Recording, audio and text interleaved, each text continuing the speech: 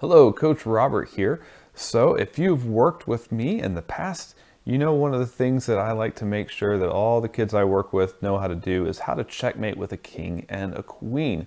It's really fun to get ahead and take your opponent's pieces, but if you don't know how to finish the game and you don't know how to checkmate, well, then you end up getting a draw, even if you take all your opponent's pieces. So that's something that's really important. Well, sometimes your game is really even and you end up trading a lot.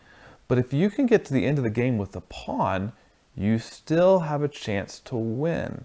Okay, and so because all you have to do is get that pawn to turn into a queen. And if you can make the pawn a queen and you know how to do it with a king and a queen, then you win the game, right? Hopefully you've drilled the king and queen mate. And now you can take a step back and say, okay, well, how do I get to that position? How do I get to where I have a king and a queen when I just had a king and a pawn? That's what we're going to cover today. So let's take a look at this position right here. This is a really important position.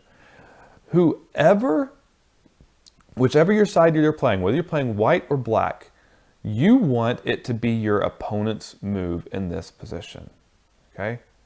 That's weird, isn't it? To think you want your opponent to go first, but you do. If you can get to this position and it's your opponent's move, then that's exactly where you want to be. For white, that would mean white is going to win the game. If it's black's turn to move, white is going to win. If it's white's turn to move, black's going to get a draw. So the idea is we're trying to get this pawn way over to the other side of the board, right? And if I could just jump over all the pieces, that would be awesome. But pawns don't fly, all right? So that means the king has to somehow escort the pawn all the way down. As the pawn goes one step at a time, this king has to escort the pawn until it can become a queen. Well, notice these squares that the pawn is moving on. That means I want to make sure that the king stays between these two columns. The king should never get off the C through E columns if my pawn is on D. All right. So specifically, I actually want to keep my king in this box right around the pawn, right? These 9 squares in front of the pawn. Let me show you what happens if I don't do that. All right, let's say it's white's turn to move. All right, and so white, in this case, white can't win this game if black plays it right. So maybe white steps over, black follows suit, and say, okay, well, I can't get past your king, so I'm going to bring the pawn up. Black steps over, pawn comes up.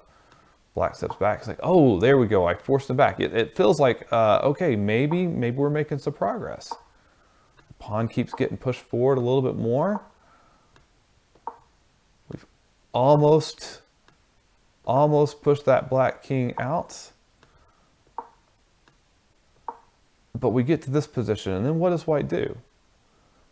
Notice if the pawn is attacking these 2 squares, right? And the king is guarding these 2 squares. And if I move the king over, it will also take away the last square the black king has, and that would be stalemate, right? Oh, what did I just do? White king captures on pawn. Okay, so if I move over here, notice the king is guarding these 3 squares. The pawn is guarding these 2 squares, which means the black king has no legal moves and is not in check. That's a stalemate. Well, so the only other options are to move away from the pawn, and then it gets captured. That's also a stalemate. So all black has to do the whole way is stay in front of the pawn. If the king is even, move over in front of the king, but generally just keep in front of that pawn back and forth. Okay, well, so how does white get past? The goal is to get to the white king to one of these squares that is adjacent to the file that the pawn is on and one away from the last rank, because that means it can protect the pawn as it steps past the king. Until then, the king has to stay in front of the pawn. The pawn cannot catch up to the king, meaning it can't be on the same rank as the king until the king has reached the 7th rank. All right, so let's take a look at what this looks like. We're going to switch to another board here where it's white's turn to move. White steps over, and what this is called is it's claiming the opposition or grabbing the opposition. That's what this position is called, opposition, because the kings are opposed to each other. They're as close as they can get, but they are staring across from each other, and one of them has to blink first. One has to move first. So in this case, black has to move. If black steps to one side, then the king uses that opportunity to scoot up a little bit further. Okay, so now black's king can't come and chase the pawn, can he? Because the pawn just steps up and checks the king and forces the king to go back. So we might step back in front of the pawn, and you can scoot right over and claim the opposition again. So the king has to pick to go left or the right. So let's go right this time, and we just do the same thing. All right. Again, if the king tries to step down, we're just going to move the pawn 2 spaces forward and check the king and force him to go back again. All right, so he might come here again. All right, go ahead and claim the opposition one more time. Okay, now this is as far as you can safely get. Let me show you why. If the king tries to start chasing now, you can move forward 2 spaces, and now this king cannot go down here. He'd be in check. He has to step back, which allows the pawn to move forward 1 more space. And now we're back into that position we were before. The king can step over. You claim the opposition. And now you've reached your target square, and you can safely escort the pawn. And there's nothing the black king can do to stop it. Okay, let's back up just a little bit. I said this was as far as we can take it before moving the pawn forward. Let's say black instead comes here. You say, oh, well, then I could just claim the opposition again, right? Okay, not really, because now you're too far away from the pawn, right? You may be able to get back here and try to salvage it, but you got to be careful. So we just want to, you're not going to be able to stay on that square, that guarding square. Notice I had to move the king back to race to protect the pawn. If I had not moved the king back, if I just stepped the pawn forward, then I just lose the pawn, right? So I had to abandon that square to salvage my position. So there's no point in going there too early. Okay, so let's walk through this again. Back up. Okay, so the idea is white's claim the opposition. Oh, white claims the opposition.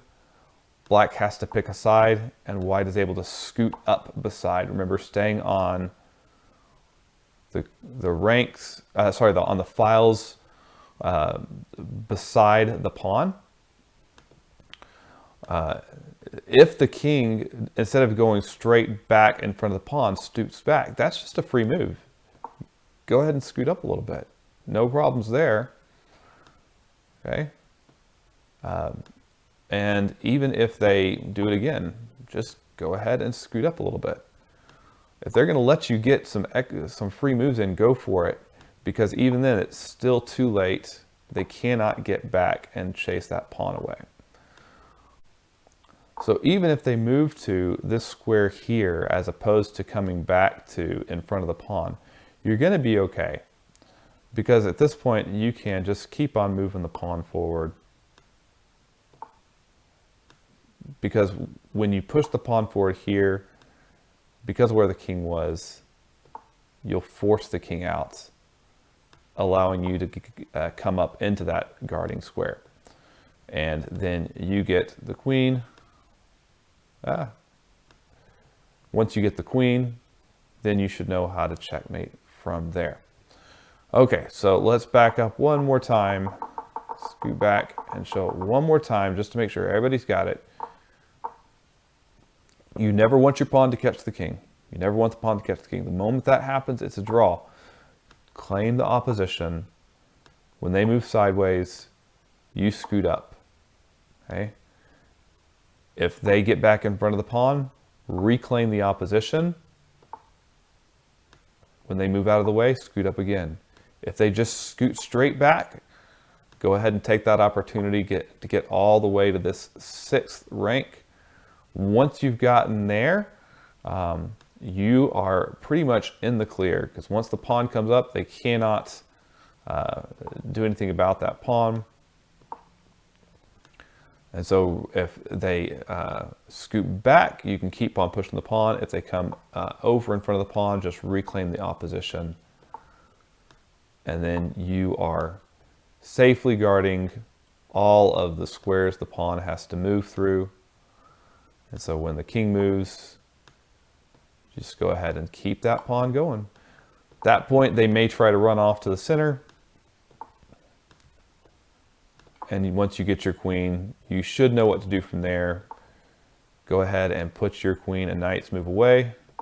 And from there, go ahead and finish off with your king and queen checkmate.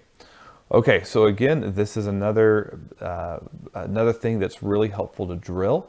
So set your chessboard up with a king and a pawn versus a king. Do this on chesskid.com or something like that, where you can set up the board and practice it, or do a workout position, or work with somebody who knows how to do this.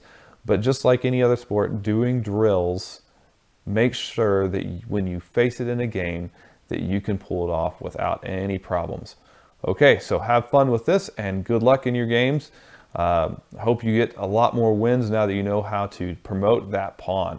All right, see you next time.